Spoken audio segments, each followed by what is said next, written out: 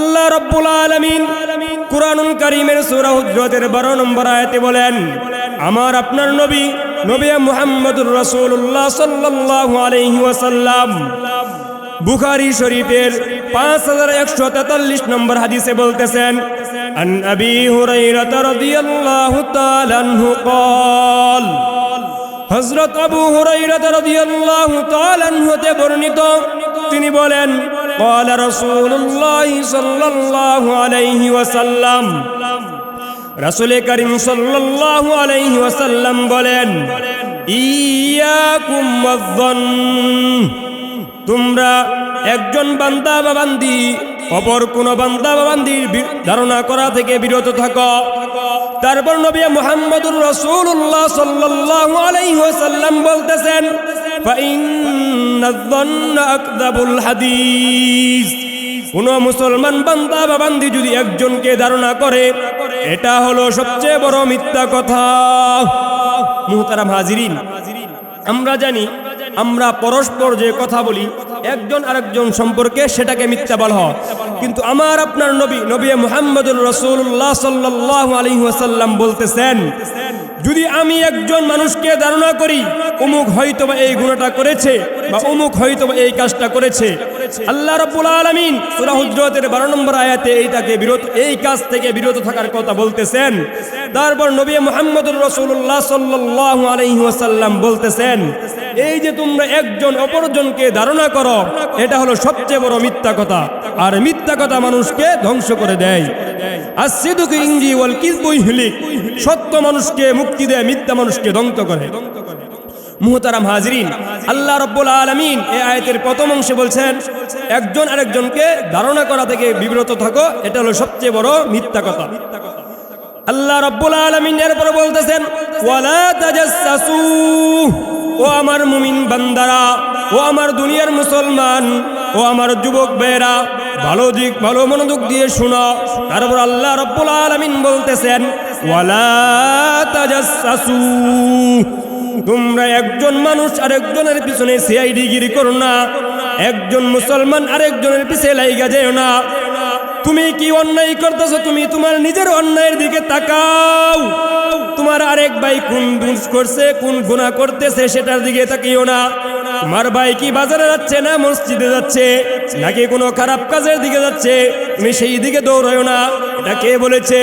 আমার আপনার রব আল্লাহ রাব্বুল আলামিন বলতেছেন, ওয়ালা তাজাসসু, তোমরা একজন মুসলমান আরেকজনের পিছনে সিআইডি করো না, বরং যদি তুমি অন্যের পিছনে সিআইডি করো, অন্যের দোষ তালাশ করতে যাও, তোমার নিজের হাজারো দোষ রয়েছে, তুমি তোমার অন্যের দোষ না খুঁজে নিজের 99টা দোষের দিকে তাকিয়ে আস্তাগফার করো, অন্যের দোষ ধরো না।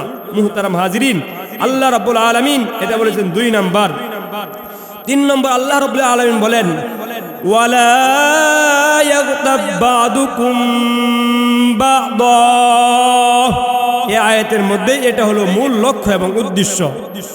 ও দুনিয়ার মুসলমান, ও আমার দুনিয়ার মুসলমান ভাই ও বন্ধুরা, তোমরা একজন আরেকজনের গীবত করো না। তারপর আল্লাহ রাব্বুল আলামিন নিজেই বলেন, আইয়ুহিব্বু আহাদুকুম, তোমাদের মধ্যে কি কেউ আছে আইয়াকুলা লাহমা আখিহি মাইতান, তোমাদের মৃত ভাইয়ের গোশত খাওয়াকে পছন্দ করো। মুহতারাম হাজিরিন, আমি যদি প্রশ্ন করি, আমাদের সমাজে আমরা দেখতে পাই মানুষ যেটা জীবিত থাকলে খাওয়াইতে মানুষ পছন্দ করে, সেটাই যদি মৃত্যুবরণ করে তারপর মানুষ খাওয়া পছন্দ করে না। হাঁস যদি জীবিত থাকে তাকে যদি মৃত্যুবরণ করে, তাহলে জবাই করলে কেউ খেতে চায় না। কোন গরু যদি মৃত্যুবরণ করে, তাকে জবাই করলে খাইতে চাই না। কিন্তু আল্লাহ রাব্বুল আলামিন যে বলতেছেন, আইয়ুহিব্বু আহাদুকুম আন ইয়াকুলা লাহমা আখিহি মাইতান ফাকারিহতুমুহ, তোমাদের মধ্যে কি এমন কেউ আছে যে তার মৃত ভাইয়ের গোশত খাওয়াকে পছন্দ করে? আল্লাহ রাব্বুল আলামিন এই আয়াতের মাঝে এটা বুঝাইতে চাইতেছেন, তোমরা যে দুনিয়ার মধ্যে মানুষ চলাচল করো, একজন আরেকজনের সঙ্গে উঠা বসা করো, দুনিয়ার মধ্যে চলাফেরা করো, ওই সময় যে তোমরা গীবত করো, গীবত এত বড় খারাপ, এত বড় জঘন্য। যদি তোমার মৃত ভাইয়ের গোশত খাওয়াকে পছন্দ না করো, তাহলে তুমি কিভাবে তোমার ভাই সম্পর্কে গীবত করতেছ? গীবত তো এত ভয়ঙ্কর। যদি তোমার মৃত ভাইয়ের গোশত খাওয়াকে অপছন্দ করো, তাহলে অবশ্যই তুমি গীবত করো না।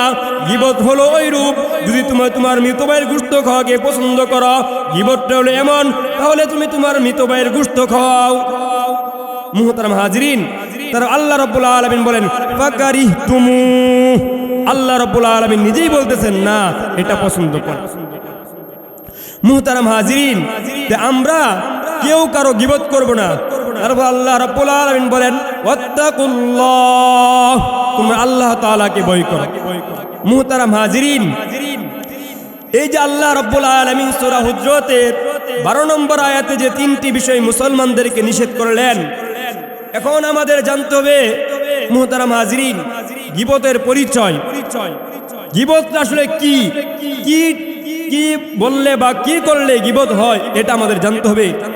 মুহতারাম হাজিরিন, আল্লাহর নবী মুহাম্মদুর রাসূলুল্লাহ সাল্লাল্লাহু আলাইহি ওয়াসাল্লাম তিরমিজি শরীফের 1934 নম্বর হাদিসে বলেন, এই হাদিসের বর্ণনাকারী সাহাবী হযরত আবু হুরায়রা রাদিয়াল্লাহু তাআলা আনহু, عن أبي هريرة رضي الله تعالى عنه قال, হযরত আবু হুরায়রা রাদিয়াল্লাহু তাআলা আনহু তে বর্ণিত, তিনি বলেন قال رسول الله صلى الله عليه وسلم, রাসূল করিম সাল্লাল্লাহু আলাইহি ওয়াসাল্লাম বললেন, তারপর সাহাবায়ে কেরাম বললেন কিলা ইয়া রাসূলুল্লাহ মাল গীবা, ও আল্লাহর রাসূল গীবত কি জিনিস, গীবত কাকে বলে?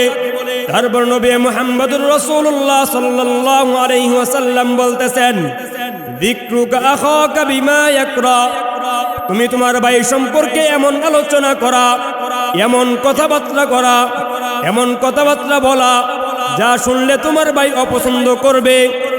মুহতারাম হাজিরিন, যদি আপনি আপনার কোনো ভাই সামনে থাকলে কোনো কথা বললে সে অপছন্দ করবে, অর্থাৎ দুইজন ব্যক্তি উপস্থিত হয়েছে, একজন আরেকজন সম্পর্কে কথা বলতেছে, যদি আমি সামনাসামনি আপনাকে কথা বললে যদি আপনি কষ্ট পান, সেটা যদি গীবত, যদি কষ্ট পান সেটার কথাই বলতেছেন নবী মুহাম্মদুর রাসূলুল্লাহ সাল্লাল্লাহু আলাইহি ওয়াসাল্লাম। যদি ওই ব্যক্তিটা অনুপস্থিত থাকে আর যদি সে তার সম্পর্কে কোনো আলোচনা করা হয়, এটাকেই বলা হইতেছে গীবত। তারপর নবী মুহাম্মদুর রাসূলুল্লাহ সাল্লাল্লাহু আলাইহি ওয়াসাল্লামকে সাহাবায়ে কেরাম প্রশ্ন করলেন, হে আল্লাহর রাসূল, ইন কানা ফীহি মা তাকুলু, সত্যিকার অর্থে যদি এই বদ অভ্যাসটা তার ভিতরে থাকে তাহলে কি হবে? তারপর নবী মুহাম্মদুর রাসূলুল্লাহ সাল্লাল্লাহু আলাইহি ওয়াসাল্লাম বলতেছেন ইগদাবতুহু, তাহলেই তো তুমি তার গীবত করলা, তাহলেই তো তুমি তার অপবাদ দিলা। তারপর সাহাবায়ে কেরাম বলতেছেন ইল্লাম ইয়াকুন ফীহি মা তাকুলু, ওই আল্লাহর রাসূল যদি সত্যিকার অর্থে তার ভিতরে এই গুণটা না থাকে, এই বদ অভ্যাসটা না থাকে, তখন রাসূল কারীম সাল্লাল্লাহু আলাইহি ওয়াসাল্লাম বললেন ফাকাদ বাহাত্তাহু, তাহলে তুমি তাকে অপবাদ দিলা। মুহতারাম হাজিরিন, বুঝতে পারছেন গীবত কাকে বলে, গীবত কি জিনিস? আমরা আজকে থেকে বুঝতে পারবো তো গীবত কি। অর্থাৎ যদি আপনার সামনে কোনো ব্যক্তির সম্পর্কে, অর্থাৎ আমি আর আপনি কথা বলতেছি, যদি আমার এমন কোনো কথার কারণে যদি আপনি কষ্ট পান, তাহলে যদি ওই ব্যক্তি অনুপস্থিত থাকে তার অজান্তে যদি কোনো কথা বলা হয় সেটাকেই গীবত বলা হয়। মুহতারাম হাজিরিন, যদিও জিনিসটা একদম সামান্য মনে হচ্ছে, এটা অনেক বড় কবিরা গুনাহ, অনেক বড় কবিরা গুনাহ। মুহতারাম হাজিরিন, হয়তোবা আল্লাহ রাব্বুল আলামিন আপনার এই ছোট্ট একটা কবিরা গুনাহের কারণে দুনিয়ার পূর্ব পশ্চিম যত বড় জাহান্নামের তারতেও গভীর ঢুকিয়ে দিতে পারে। মুহতারাম হাজিরিন, আমরা জানলাম গীবতের পরিচয়। মুহতারাম হাজিরিন, মানুষ কয় মাধ্যমে গীবত করে, কয় ধরনের গীবত করে, এটা আমাদের জানতে হবে। মুহতারাম হাজিরিন, আমরা মানুষ চার মাধ্যমে গীবত করি।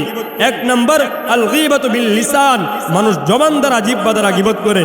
দুই নম্বর আল গীবাতু বিল কলব, মানুষ অন্তর দ্বারা গীবত করে, কলব দ্বারা গীবত করে। তিন নম্বর আল গীবাতু বিল ইশারা, মানুষ ইশারার মাধ্যমে ইঙ্গিতের মাধ্যমে গীবত করে। চার নম্বর আল গীবাতু বিল কিতাবা, অর্থাৎ মানুষ লিখনির মাধ্যমে গীবত করে। মুহতারাম হাজিরিন, তাহলে আমরা চার মাধ্যমে গীবত করে থাকি মুহতারাম হাজিরিন। তবে আমাদের প্রথম যে কথা হলো জবান জিহ্বা দ্বারা গীবত করি, এটাও নবী মুহাম্মদুর রাসূলুল্লাহ সাল্লাল্লাহু আলাইহি ওয়াসাল্লাম বুখারী শরীফের 6477 নম্বর হাদিসে বলেন, ইন্নাল আবদা লা ইয়াতাকাল্লামু বিল কালিমাতি মা ইয়াতাবায়ানু ইয়াজিল্লু বিহা ফিন্নার আবাদা মিম্মা বাইনাল মাশরিক। নবী মুহাম্মদুর রাসূলুল্লাহ সাল্লাল্লাহু আলাইহি ওয়াসাল্লাম বলেন, কোন মানুষ যদি এমন কোন কথা বলে, সেই কথাটা বলার কোনো চিন্তা করে নাই, এই কথাটা বলার কারণে আমার কি হতে পারে, এই কথাটা বলার কারণে আমার কি শাস্তি হতে পারে, এমন কোনো চিন্তা করে নাই, নবী মুহাম্মদুর রাসূলুল্লাহ সাল্লাল্লাহু আলাইহি ওয়াসাল্লাম বলতেছেন, দুনিয়ার পূর্ব পশ্চিম যত বড় একটা কথার কথা যদি একটা কথা গীবত করে, তাহলে দুনিয়ার পূর্ব পশ্চিম যত বড় জাহান্নামের তারতেও গভীরে ঢুকে যেতে হবে। নাউযুবিল্লাহ। যদি একটা কথা বলার কারণে যদি আপনার দুনিয়ার পূর্ব পশ্চিম যত বড় জাহান্নামের তারতেও গভীরে যেতে হবে, তাহলে কি অবস্থা হবে।